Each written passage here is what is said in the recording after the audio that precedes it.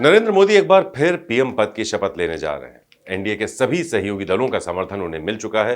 राष्ट्रपति के पास समर्थन का पत्र भी भेजा जा चुका है और सरकार के शपथ लेने की तारीख भी तय हो चुकी है। बस कुछ तय होना है तो वो है मंत्रिमंडल का स्वरूप, जिसे लेकर बड़ी माथापच्ची इस बार पीएम मोदी को करनी होगी, क्योंकि अब की बार एनडीए की सरकार है, न कि मोदी की।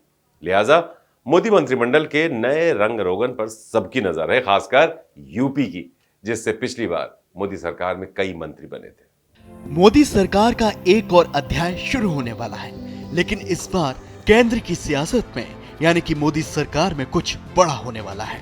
ये बदलाव ऐसा होगा जिसकी कल्पना शायद ही कभी बीजेपी ने भी नहीं की होगी।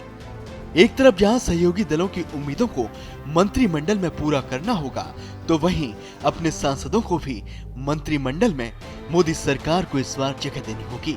लेकिन सबके बीच सबकी निगाहें यूपी पर जा टिकी हैं, जहां से पिछली बार मोदी मंत्रिमंडल में मंत्रियों की कतार सी लग गई थी।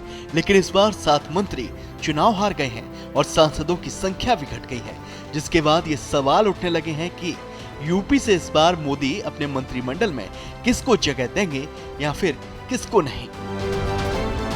इसमें दो राय नहीं है कि यूपी में बीजेपी के खराब प्रदर्शन के बाद मोदी सरकार अपने बहुमत के आंकड़े से थोड़ा पीछे रह गई। लेकिन क्या इसका खामियाजा उत्तर प्रदेश को भुगतना पड़ेगा? तो इसका जवाब है नहीं, ऐसा कुछ नहीं होने जा रहा। इस बार यूपी से मंत्री तो बनाए जाएंगे, लेकिन उनकी संख्या घटेगी। अब सवाल उठता है कि किसे इस बार मोदी अपने मंत्रिमंडल में जगह दे सकते हैं। तो चलिए इस सवाल का जवाब आपको बता देते हैं। सूत्रों की माने तो इस बार यूपी से कुल 6 से 7 नए मंत्री बन सकते हैं।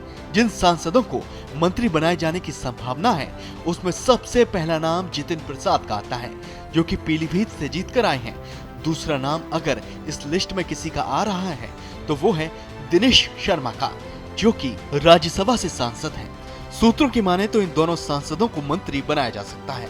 यहाँ सवाल उठता है कि क्या केवल इन दोनों की ही चर्चा बीजेपी के खेमे में चल रही है, या कोई और भी है जिसे मोदी अपने मंत्रिमंडल में शामिल कर सकते हैं? इसका जवाब आपको बताएंगे, लेकिन उससे पहले बता दें कि इन 2 सांसदों के जरिए मोदी किस जाति को साधने की कोशिश कर रहे हैं। जैसा कि आप जानते हैं कि ये दोनों ही नेता ब्राह्मण जाति से आते हैं, लिहाजा इसमें कोई दो राय नहीं है कि इन दोनों को मंत्रिमंडल में शामिल करने की पीएम मोदी की रणनीति ब्राह्मण वोट बैंक को साधने की होगी।